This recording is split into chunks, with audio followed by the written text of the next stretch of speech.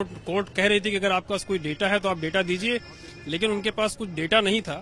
और कोर्ट का ये कहना था कि आपने जब वो जो प्रोसीजर है, अगर उस प्रोसीजर को नहीं फॉलो किया तो ये आपकी पूरी एक्सरसाइज जो है ये सही नहीं है।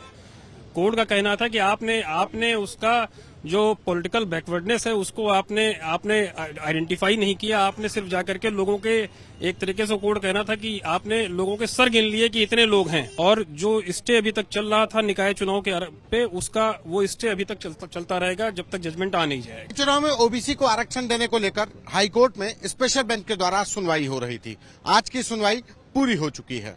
आज की सुनवाई में क्या रहा, क्या निर्णय दिया गया कोर्ट के द्वारा या कोई आदेश दिया गया, हमारे साथ बात करने के लिए प्रभुरंजन त्रिपाठी जी हैं। सर, आज जो सुनवाई थी, क्या आपकी तरफ से क्या कहा गया और क्या सरकार की तरफ से तर्क दिए गए कि वो निकाय चुनाव में ओबीसी के आरक्षण में कौन सा फॉर्मूला अपनाने वाले हैं? याचियों की तरफ से ये कहा गया कि जो ओबीसी रिजर्वेशन के लिए या जो रिजर्वेशन के डिटर्मिनेशन के लिए सुप्रीम कोर्ट ने तमाम निर्णयों में जो ट्रिपल टेस्ट की व्यवस्था दी है, ट्रिपल टेस्ट की व्यवस्था को फॉलो नहीं किया गया। और जो रैपिड सर्वे कराया है, रैपिड सर्वे पे भी उनके पास कोई डेटा नहीं था। कोर्ट कह रही थी कि अगर आपके पास कोई डेटा है तो आप डेटा दीजिए, लेकिन उनके पास कुछ डेटा नहीं था।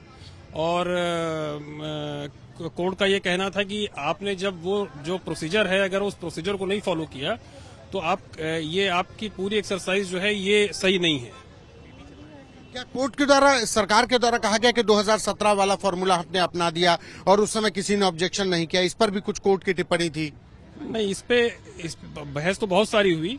अब इस पे कोर्ट की टिप्पणी ओवरऑल आई कि आपके पास कोई डेटा नहीं है, और बगैर किसी डेटा के 2017 के डेटा की भी बात है, उस पे भी बहुत कंफ्यूजन है कि आपने 2017 में भी आपने कैसे किया। कोर्ट का कहना था कि आपने उसका जो पॉलिटिकल बैकवर्डनेस है उसको आपने आइडेंटिफाई नहीं किया। आपने सिर्फ जाकर के लोगों के, एक तरीके से कोर्ट कहना था कि आपने लोगों के सर गिन लिए कि इतने लोग हैं। लेकिन उसके बावजूद भी गवर्नमेंट का कहना था कि जो स्टेट का इनेक्टमेंट है, स्टेट का लॉ है, हमने उसके हिसाब से किया। लेकिन सुप्रीम कोर्ट का कहना यह था कि आपको जो है जो ट्रिपल टेस्ट का फॉर्मूला था उसको आपको फॉलो करना चाहिए था। अब कोर्ट के द्वारा क्या आदेश दिया गया, अब क्या होगा? कोर्ट ने आज सभी पक्षों की बहस सुनने के बाद जजमेंट रिजर्व कर लिया है। 27 दिसंबर मंगलवार को जजमेंट प्रोनाउंस करने के लिए डेट लगाई है। और जो स्टे अभी तक चल रहा था निकाय चुनाव के पे, उसका वो स्टे अभी तक चलता रहेगा जब तक जजमेंट आ नहीं जाएगा।